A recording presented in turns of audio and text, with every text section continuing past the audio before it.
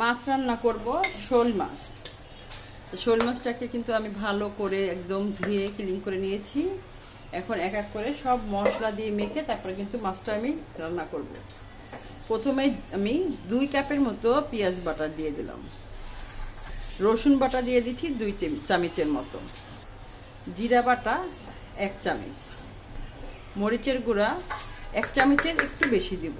শোল মাছে কিন্তু একটু ঝাল হলে খেতে ভালো লাগে। হলুদের গুঁড়া দিয়ে দিচ্ছি আমি 1.5 চামচের মতো হলুদের গুঁড়া, লবণ দিয়ে দিচ্ছি আমি পরিমাণ মতো।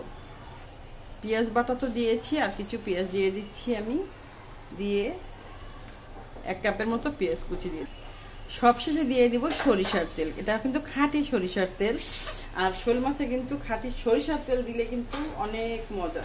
তা আমি সব মশলা দিয়ে আমি ভালো করে হাত দিয়ে মেখে নিচ্ছি মাছগুলিকে।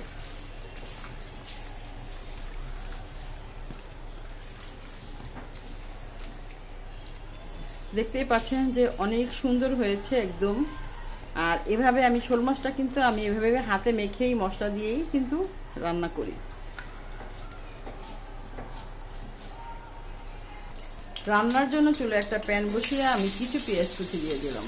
পেঁয়াজটা একটু আমি ব্রাউন কালার করে ভেজে নিব।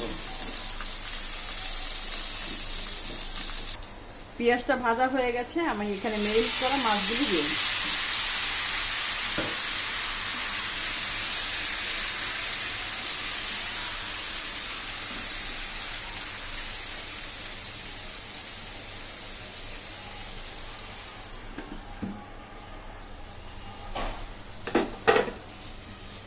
ঢাকনাটা উঠিয়ে আমি আর একবার ভালো করে একটু নেড়ে চেড়ে মাছগুলোকে সুন্দর মতো কষিয়ে নিই।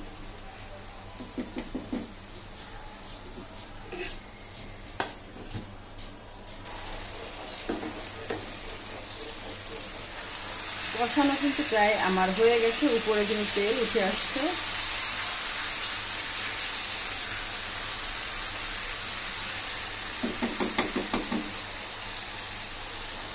কষানো হয়ে গেছে, এবার আমি একটু ঝোলের পানি দিয়ে দিই।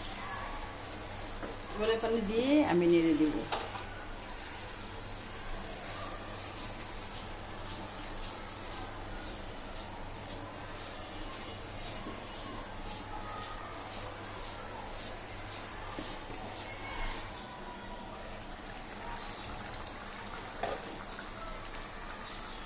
শোল মাছটা কিন্তু প্রায় আমার হয়ে গেছে, আমি একটু নেড়ে দিচ্ছি।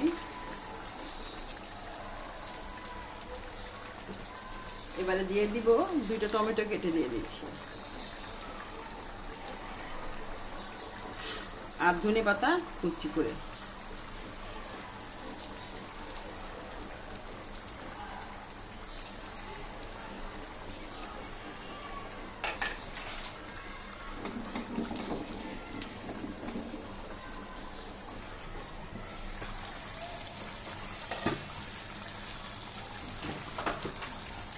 এতক্ষণ ধৈর্য সহকারে রেসিপিটি দেখার জন্য সবাইকে অসংখ্য অসংখ্য ধন্যবাদ। সবাই পরবর্তী রেসিপি দেখার জন্য সবাইকে আমন্ত্রণ রইল। সবাই ভালো থাকবেন। আল্লাহ হাফিজ।